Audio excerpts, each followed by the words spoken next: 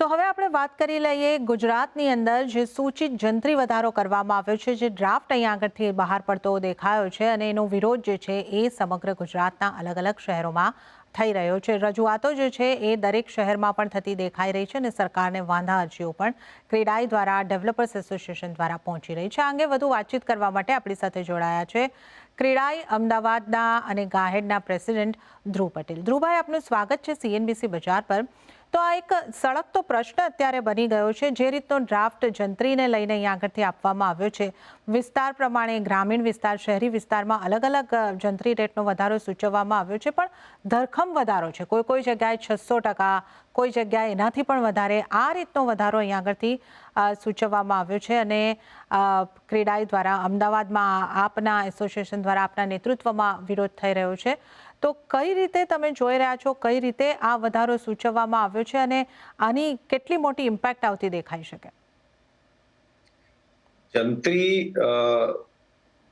એક એવી વસ્તુ છે, સરકારની જોગવાઈ છે કે ભાઈ માર્કેટ રેટ જે કિંમત હોય, ભાઈ જમીન હોય કે મકાન હોય, અને સાથે જે ફુગાવો, જે ઇન્ફ્લેશન છે, એને પણ કાઉન્ટર બેલેન્સ કરવા માટે સમયથી સમય જંત્રીનો વધારો કરવામાં આવતો હોય છે. અને આ વર્ષોથી ચાલતું આવી રહ્યું છે. હવે અનફોર્ચ્યુનેટલી આપણા સ્ટેટની અંદર છેલ્લા 13 વર્ષમાં 2 જ વાર જંત્રી વધી છે. એક 2011માં અને એના 12 વર્ષ પછી આપણે બધા જાણીએ છીએ કે અચાનક જ રાતોરાત 2023માં ડબલ કરી દેવામાં આવી હતી. એટલે 13 વર્ષ, અને એને પણ આજે 1.5 વર્ષ વીતી ગયું. તો 13 વર્ષમાં ખાલી 2 જ વાર વધારો કરવામાં આવ્યો છે. અને લાસ્ટ યર જયારે જંત્રી વધી હતી ત્યારે એક સાયન્ટિફિક પદ્ધતિથી બજાર કિંમતને ધ્યાનમાં રાખી અને કઈ રીતનું અલગ અલગ ટાઈપ ઓફ ડેવલપમેન્ટ છે, ટાઈપ ઓફ ઝોન છે, રોડની વિડ્થ છે, કયા શહેરમાં છે કે ગ્રામ્ય વિસ્તારમાં છે, એ બધું ધ્યાનમાં રાખીને જંત્રી સાયન્ટિફિક પદ્ધતિથી સર્વે કરીને બહાર પાડવાની હતી, જેનો ડ્રાફ્ટ હમણાં બહાર પાડવામાં આવ્યો છે. અને એની અંદર જોવા મળી રહ્યું છે કે ધરખમ વધારો થઈ રહ્યો છે.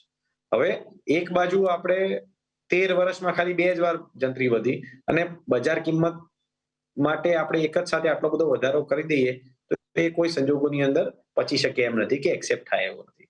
કારણ કે એનાથી ગુજરાતના દરેક નાગરિકને, નાના જમીન ધારક કે ફાર્મર થી લઈને મોટામાં મોટા શહેરની અંદર રહેનારા, મોટી ઓફિસ ખરીદનારા કે મકાન ખરીદનારાને આ લાગુ પડે છે. એટલે આ જંત્રી દરેક જણને અસર કરે છે. અને અત્યારે આ જંત્રીમાં આટલો વધારો થયો એટલે દરેક જણને એટલી ઘણી અસર થવાની, અને એટલે અત્યારે આ વધારે હોવાપો થઈ રહ્યો છે. જી ધ્રુવભાઈ, તો આ આપે ઇમ્પેક્ટની જે વાત કરી, આપણે જોઈ રહ્યા છે કે જે એક વિરોધ થઈ રહ્યો છે, જે અહીંયા આગળથી ઇમ્પેક્ટની આપણે જો વાત કરીએ, કઈ રીતની ઇમ્પેક્ટ કોને આવતી દેખાઈ શકે? જે રીતનું જાણવા મળી રહ્યું છે કે ઘરોની કિંમત સીધી ગ્રાહક માટે વધી જશે, કેટલી વધશે, કઈ રીતે વધશે, એ તમે અમને સમજાવી શકો? અમારા જે ઇનિશિયલ એસ્ટિમેટ છે, કારણ કે ગુજરાતની અંદર 40,000 તો વેલ્યુ ઝોન છે, એટલે બધું ડિટેલ એનાલિસિસ કરવાનો તો ટાઈમ જ નથી, ને સરકાર જોડે અમે ટાઈમ માંગેલો છે. પણ ઇનિશિયલી એવું દેખાય છે કે ઓન એન એવરેજ 200 થી લઈને 2000% વધારો છે. કોઈક જગ્યાએ શહેરી વિસ્તારોમાં થોડો ઓછો છે અને બહારના ડેવલપિંગ એરિયામાં એનથી પણ વધારે છે, પણ સરેરાશમાં 200 થી 2000%. હવે આટલો મોટો વધારો થાય તો જે ઇનપુટ કોસ્ટ હોય છે, કોઈ પણ મકાન કે બંગલા માટે જમીન કે કોઈને ઓફિસ લેવી હોય, તો ઇનપુટની અંદર 3 મેઇન કોમ્પોનન્ટ ગ્રાહકને લાગુ પડતા હોય છે. સૌથી પહેલા છે કે જમીન.